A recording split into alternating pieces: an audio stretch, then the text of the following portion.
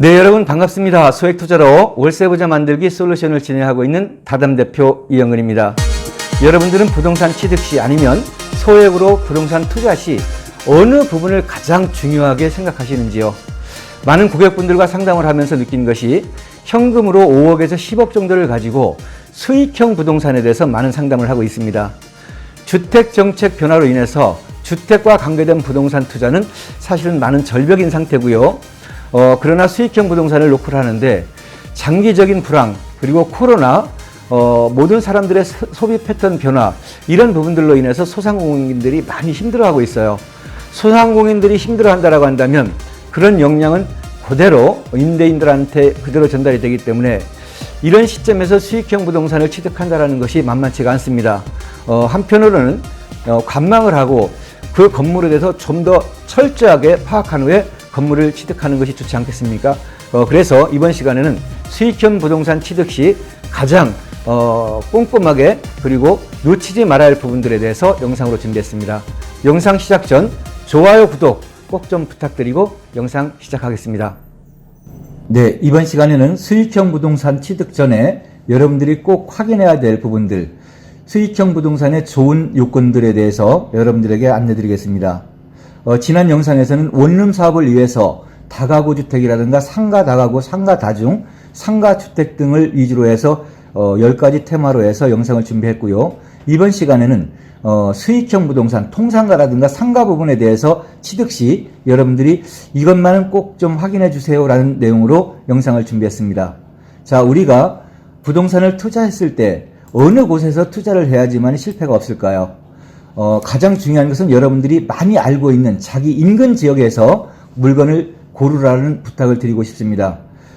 지역적인 상승 요인, 예를 들어서 아파트 재개발이라든가 대형 건물 건축이라든가 역세권 어떤 부동산 그 개발 호재가 있는 지역이 있습니다. 이런 인근에 원하는 부동산을 취득하는 것도 하나의 방법이 될 수가 있겠고요.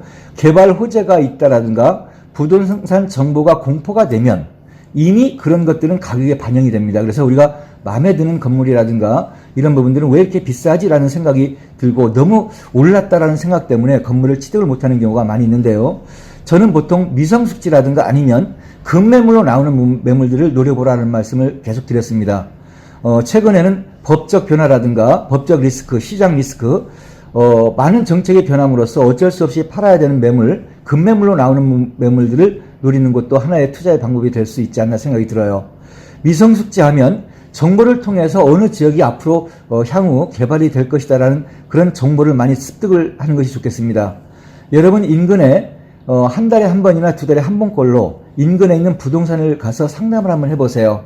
그러면 여러분들이 생각하는 것과는 다른 많은 부동산 지식을 얻을 수가 있겠고 급하게 나오는 급매물을 또한 접할 수가 있겠고 여러분들이 부동산을 자주 방문을 하다 보면은 많은 부동산 지식을 얻음으로써 여러분들이 부동산을 바라보는 시각도 함께 변할 거라고 생각됩니다. 정보 습득은 매우 중요해요. 부동산 가치는 정보 가치라고도 하잖아요. 그래서 여러분들이 발품을 팔아서 인근 부동산을 통해서 많은 부동산 지식을 습득을 하고 인근 지역, 미성숙지의 매물을 추천드리겠습니다. 경기가 확장 국민이면 분산 투자를 권하고요. 수축 국민이면 집중 투자가 맞습니다. 우리나라는 이미 장기 하강 국면으로 들어갔어요. 특히나 최근에는 많은 부동산 정책 변화 그리고 코로나로 인해서 경기가 많이 힘들죠. 이런 상황에서 상가라 통상가를 취득한다라는 것은 어떻게 보면 상당히 좀 위험할 수도 있는데 저는 솔직히 그 관망의 자세로 한 몇 개월, 최소한 6, 7개월 정도는 좀 관망을 하는 것이 좋지 않겠습니까? 라고 많은 고객분들과 상담하면서 안내를 드리는데요. 주택 부분에서는 주택 정책 변화로 어떻게 손을 댈 수가 없고 투자 부분이 한정되어 있습니다. 그러다 보니까 여윳돈이 있는 분들이 상가 쪽으로 많은 관심을 갖고 있는데요. 상가 부분이나 이런 부분을 취득을 할 때는 좋은 물건을 취득하는 것도 중요할 수 있습니다만 운영을 하다가 나중에 재매매를 할 때 빨리 재매매가 돼야 돼요. 그렇지 않으면 여러분의 마음고생과 경제적 감가로 인해서 금전적 손해도 함께 동반이 되기 때문에 물건을 취득할 때는 재매매까지 생각을 하고 A급 지역의 C급 매물보다는 B급 지역의 A급 매물을 취득하라고 저는 강하게 추천드리고 싶습니다. 우리가 어느 곳에 투자를 해야 될까를 간략하게 봤고요. 그 다음에는 건물을 취득하는 목적이 여러분 무엇입니까? 바보 같은 질문이 될 수 있겠습니다만 상담을 하다 보면 모든 사람들은 환상의 어떤 그런 물건을 찾는 것 같아요. 시세 차익도 크고 월세 수익도 크게 나는 매물. 물론 좋죠. 그러나 생각보다는 그런 매물들이 많이 나오진 않습니다. 그래서 본인이 부동산, 수익형 부동산을 취득할 때 나는 시세 차익을 보고 투자할 거야, 아니면 월세 수익을 보고 투자할 거야, 어떤 이런 목적이 좀 명확했으면 좋겠어요. 왜냐하면 그 부동산의 그 취득 목적에 따라서 그 부동산의 유형과 지역이 다르기 때문입니다. 중심지일수록 시세 차익이 크고요. 외곽으로 갈수록 지가가 저렴하기 때문에 수익률이 크게 나타나게 됩니다. 또한 신도시일수록 시세 차익이 보다 크게 월세 수익에 중점을 둬야 됩니다. 신도시는 시세 차익보다는 월세 수익에 중점을 두고 취득하는 것이 맞습니다. 우리가 한 가지 예로 세종시라는 곳이 있어요. 세종시는 아파트 수 대비 상가 필지가 너무 많아요. 또한 LH가 상가 필지를 분양을 할 때 높은 가격으로 분양을 했고, 시행사들은 이런 그 필지를 분양을 받아서 건축을 완공을 하고 높은 가격으로 분양을 했습니다. 높은 가격에 분양을 받은 임대인들은 역시 높은 가격에 임차인을 맞출 수밖에 없었습니다. 그러다 보니까 임차인들은 부담을 갖게 되었고, 임차인들이 들어오지 않아서 마음고생을 하고 이자 내는 부분에도 부담이 되고 10년 넘도록 마음고생과 경제적 손실을 갖고 있다는 것을 종종 우리는 TV를 통해서 많이 접할 수가 있었습니다.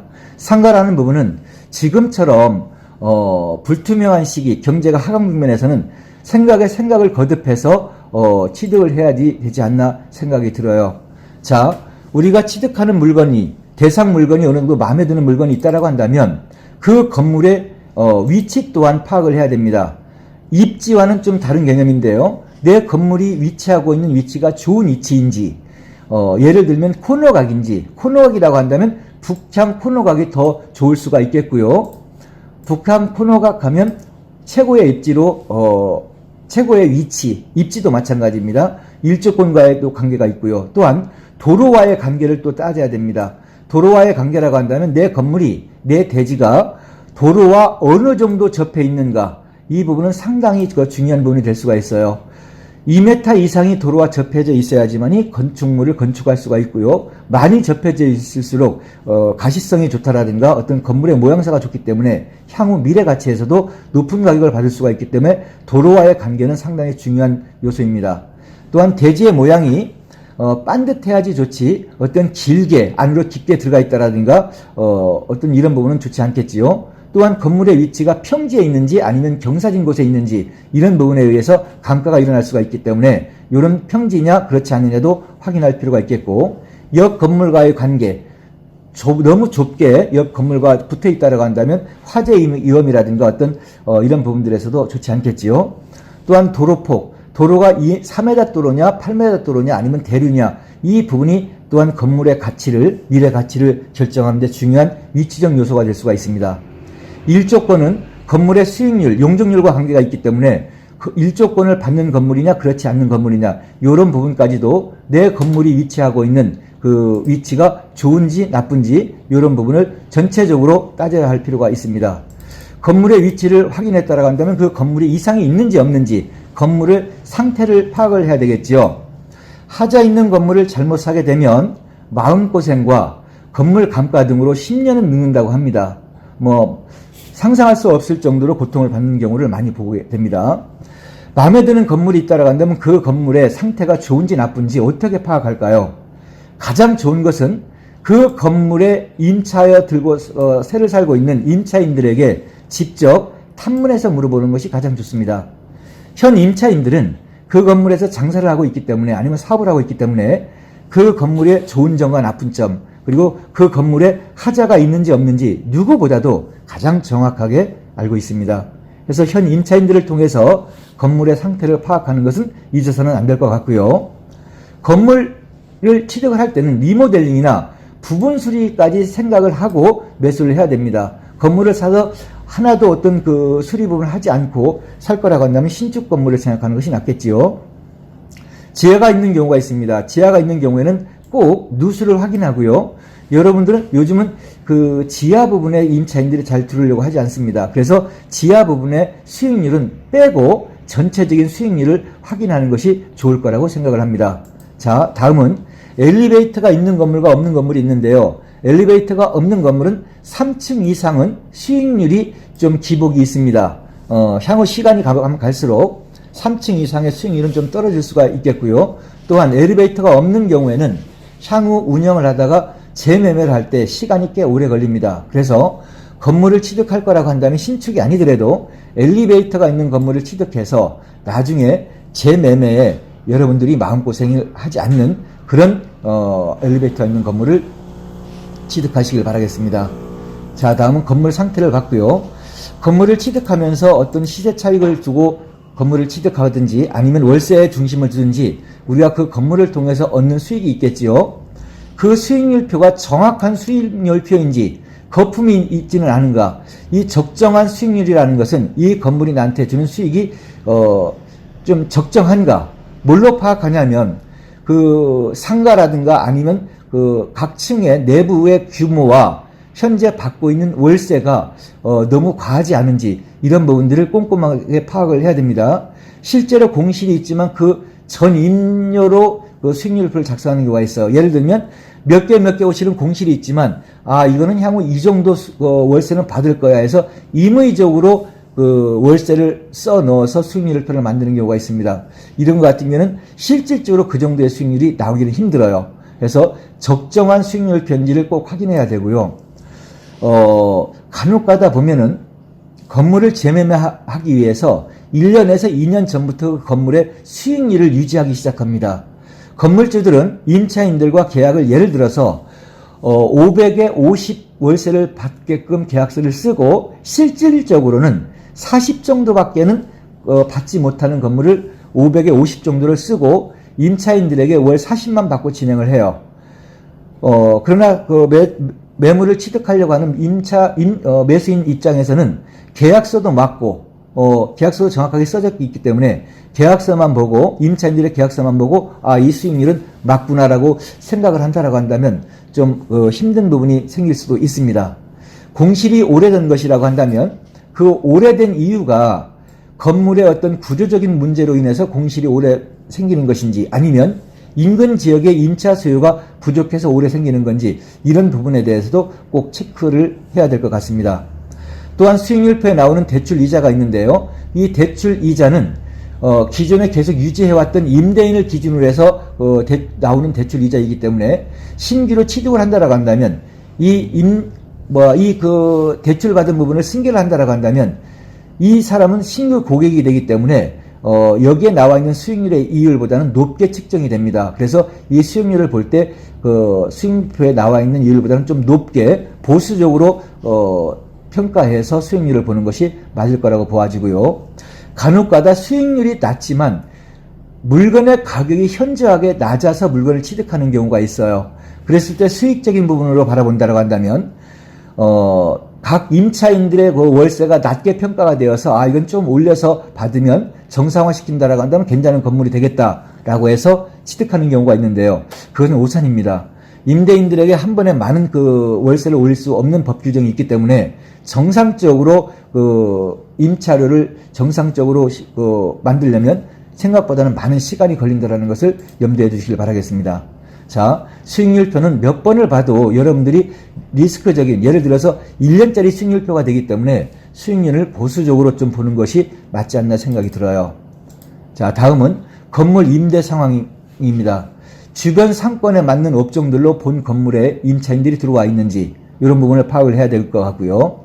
주변에 공실률이 많은지 자기가 살려고 하는 건물만 바라보지 마시고 주변까지도 좀 파악을 해야 될 것 같습니다. 임대 시세까지 같이 파악을 해야 될 것 같아요. 예를 들어서 1층의 상가 부분이라고 한다면 보통 주변 시세율과 공실률을 같이 파악하는 것이 맞다고 봅니다. 임대 가격과 실제 임차인 계약서 확인해야, 아까도 말씀드렸습니다만 임대인이 임차인과 계약은 높게 계약을 써놓고 실질적으로 임차료를 적게 받으면서 건물을 팔 목적으로 인위적으로 짜여지는 그 계약서들을 보고 매물을 취득해서는 안 된다는 이야기입니다.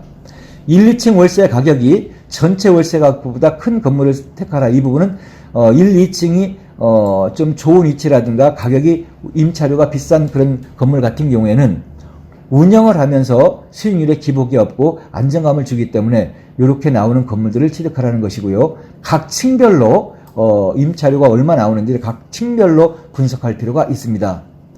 특정 층의 월세가 높다면 이상 징후가 있는 겁니다. 특정 층에서 월세가 높다라고 한다면 인근 지역과 꼭 비교를 해서 타당성이 있는지를 확인해 주시길 바라겠습니다. 통으로 임대가 맞춰진 것보다는 분할해서 여러 세입자가 있는 것이 좋아요. 통으로 임대가 맞춰졌다라고 한다면 임차인도 월세 부담을 느끼고 임차 기간이 끝나서 새로운 임차인을 맡기에도 너무 오랜 시간이 걸리고 힘든 부분이 있습니다. 그래서 분할해서 여러 세입자가 있다라고 한다면 월세도 밀리는 경우가 없겠고 임차인도 쉽게 다른 임차인이 들어올 수 있는 그런 창구를 만들어주는 것이기 때문에 통으로 임대가 맞춰진 것보다는 분할해서 여러 세입자가 임료를 내는 그런 건물이 좋다라고 보아집니다. 자, 다음은 우리가 건물 취득할 때는 건물이 좋냐 나쁘냐만 좀 집중을 하고 있기 때문에 우리가 건물을 취득을 하게 되면 생각지도 않는 지출 비용들이 꽤 많이 나가고 있습니다. 건물 관리 비용이라든가 청소 비용, 그 다음에 승강기가 엘리베이터가 있는 건물 같은 경우에는 월 10만 원에서 20만 원 이상 이렇게 지출되는 걸로 알고 있습니다. 그 다음에 그 건물의 전체적인 그 전기 소열력 점호가 75kW 이상인 경우에는 월 10만 원 정도가 또 지출이 되고요. 일정 규모 이상의 건물이라고 한다면 소방 안전관리 쪽에 월 10만 원 정도 또 지출이 되고요. 화재 보험이라든가 정화조 도로 조명로, 하천 조명로, 교통 유발 분담금 등 우리가 생각지 않는 이런 부분들의 지출 비용이 꽤 많이 생겨요. 수익률표에서 이런 지출 비용은 생각지도 않는 비용이기 때문에 단순한 수익률표만 보고 건물을 취득했다라고 한다면 이거 아무것도 아니구나, 이거 잘못 산 거 아닌가 1, 2년 지나면서부터는 많은 후회를 하기도 합니다. 그래서 우리가 건물 관리 시 지출 비용까지 고민을 하고 이거와 연동해서 수익률을 파악하고 해서 좋은 매물을 취득해야 될 것 같습니다. 자, 건물 관리 지출 비용까지 봤고요. 마지막으로 우리가 건물을 살 때 매수 자금, 투자금을 이제 확보를 해야 되는데요.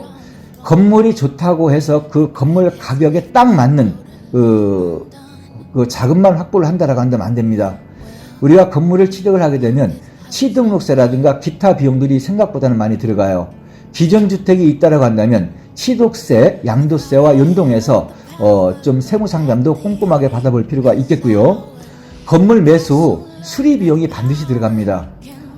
세입자 보증금 반환 비용도 일정 금액은 생각을 해야 돼요. 건물에 딱 맞는 자금으로 그 딱 맞는 건물을 사게 된다고 한다면 1년 정도 지나서 세입자가 나간다라든가 이렇게 되면 보증금을 반환을 해야 되는데 이런 비용 때문에 좀 여유 있는 자금으로 건물을 매수해야 될 걸로 보아집니다. 무리한 매수보다는 여유 자금을 생각해서 꼭 매수하기를 바라겠습니다. 자, 우리가 일반적으로 수익형 부동산, 지금은 코로나라든가 경기가 하강 국면이기 때문에 과연 그 상가 쪽에 투자를 해도 좋은가? 저희도 특별한 케이스가 아니면 좀 관망의 시간을 좀 가지라고 추천을 드리기도 하고요. 수익형 부동산 생각보다는 쉽지는 않습니다.